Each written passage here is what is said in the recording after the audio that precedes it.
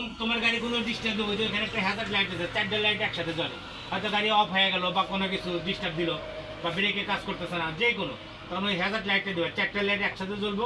আর যত তাড়াতাড়ি দেবে একদম সাইড করে দাঁড়াবে, যেরকম আমরা গাড়িটা সাইড করে দাঁড়ালাম। আজকে ব্যারিং এর সমস্যা দিচ্ছে, আমরা গাড়িটা কি করলাম, সাথে সাথে সাইড করে দিলাম, যাতে আমার কারণে অন্য কোনো গাড়ির সমস্যা না হয়, এদিকে খেয়াল রাখতে হবে। এখন তুমি মনে করো যে তোমার এলাকা, তোমার গাড়ি তুমি মাঝখানে রেখো, তোমার উপরে কথা বলার লোক নাই, এটা ভুল। ওই যে আমরা অনেক সময় দিই, কিছু কিছু বাইকাররা অনেক সময় যে রাস্তার মাঝখানে এরা তর্ক করে, মানুষের সাথে ধরো সাইডে জায়গা আছে না, তা না, তোমার গাড়ি তোমার নিজের সেভ করা লাগবে।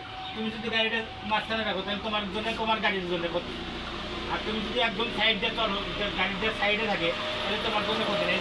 এটার কারণে কি আমাদের সব সাইডে খেয়াল রাখতে হবে, তাই না? তাহলে কি কি শিখলাম আজকে, যে এগুলো সব বুঝছো, তাই না? এগুলো সব কিছু যখনই এটা ছবি তুলে নিয়ে যাবে, যখনই তুমি গাড়ি চালাবা, অবশ্যই ট্রাফিক আইন মানতে হবে, অবশ্যই গাড়ির কিছু নিয়ম